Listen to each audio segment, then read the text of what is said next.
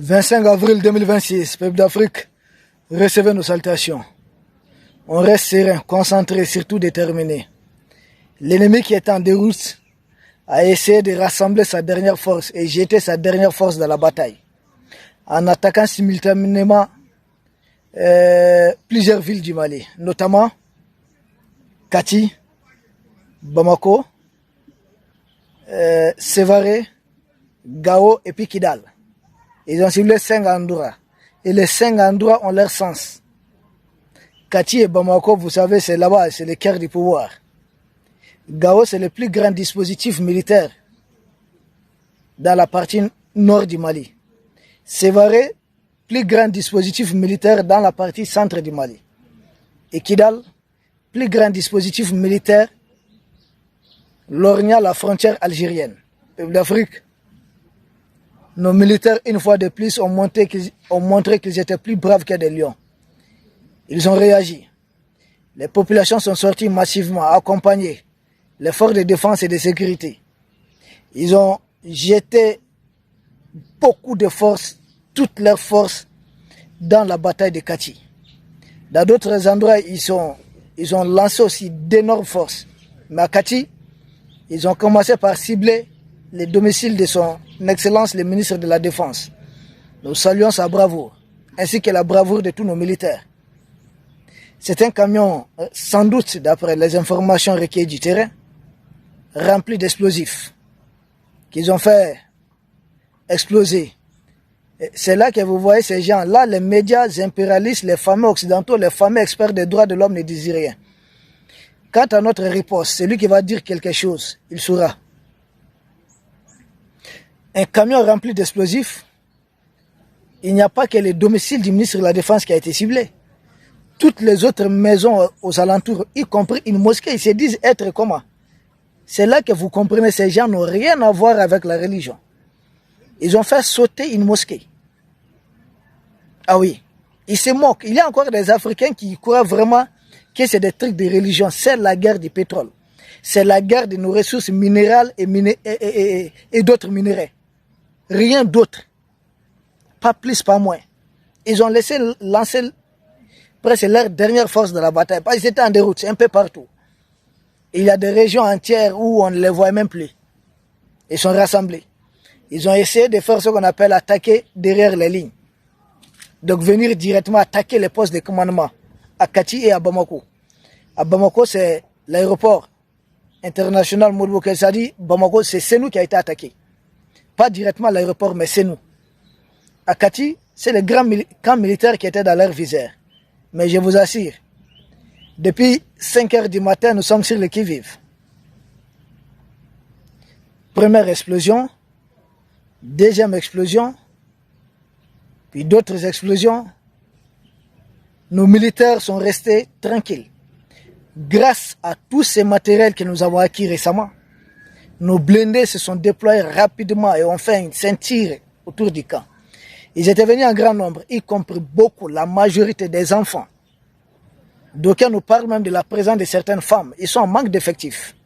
Ah oui, des enfants, des femmes, beaucoup, surtout d'enfants soldats. Et nous n'attendons pas les fameuses ONG condamner ça. La France et l'Algérie sont en train de lever des troupes des enfants, mais malheureusement, il y a beaucoup sont aussi des Noirs comme nous, des Africains.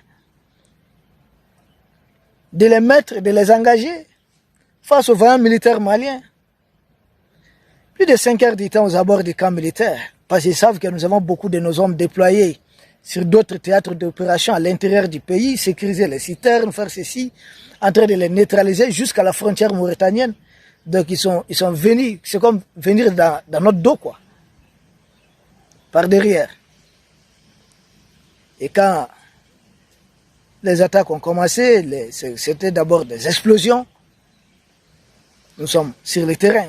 Des explosions. Ensuite, il y a eu des tirs nourris. Ils avaient positionné des renforts un peu à côté aux abords de la ville, lesquels renforts ont essayé de pénétrer. Mais au niveau de certains checkpoints, nous avons très bien tenu nos positions.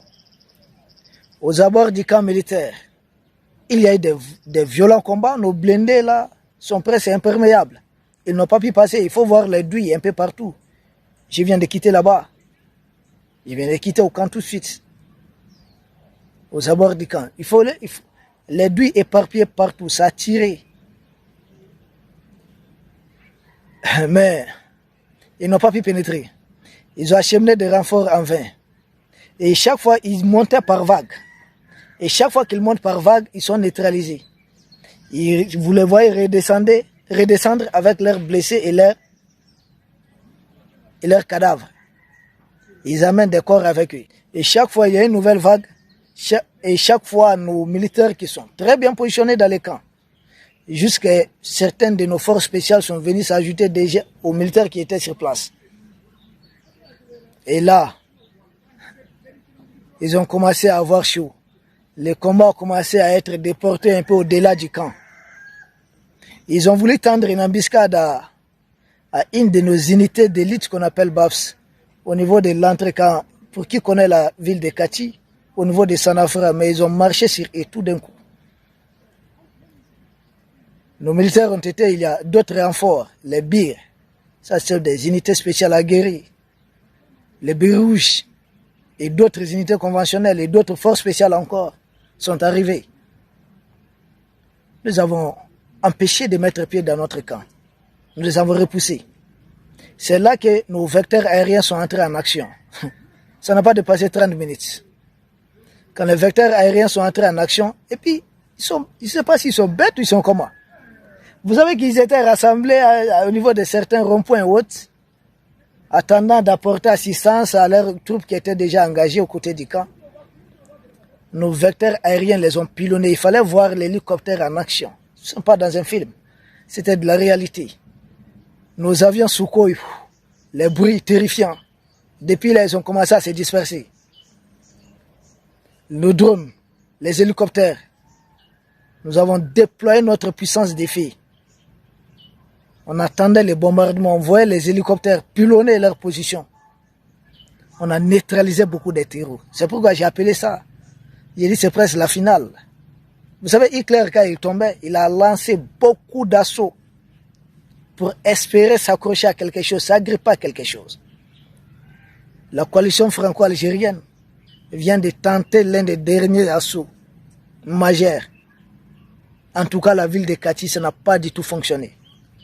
À Kidal, ils ont tout fait pour mettre la main sur les camps militaires, ils ont échoué. À Gao, ils ont voulu mettre la main sur les camps militaires, ils ont échoué. À Sévaré, nos vecteurs aériens sont intervenus pour les repousser.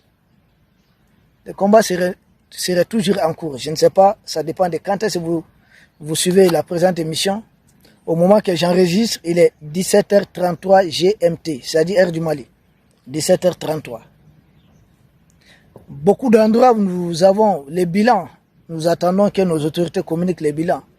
Mais nous savons que beaucoup de terreurs ont été neutralisés. Les populations sont sorties, lyncher certains terreaux. Ah oui, à Meni. J'étais à côté de ces jeunes-là. Nous étions là.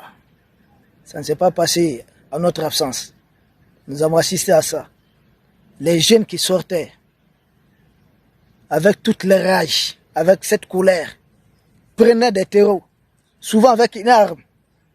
Les terreaux qui faisaient des tirs de sommation en vain, des jeunes les ont pris vivants, les ont capturés. Ameni, des jeunes Ameni. C'est là que nous appelons à armer des jeunes. Il faut du volontariat. Si on avait ça aujourd'hui aux côtés de nos forces de défense et de sécurité, ces gens allaient comprendre encore davantage. Là, ils ont lu l'heure, voire la minute ou la seconde.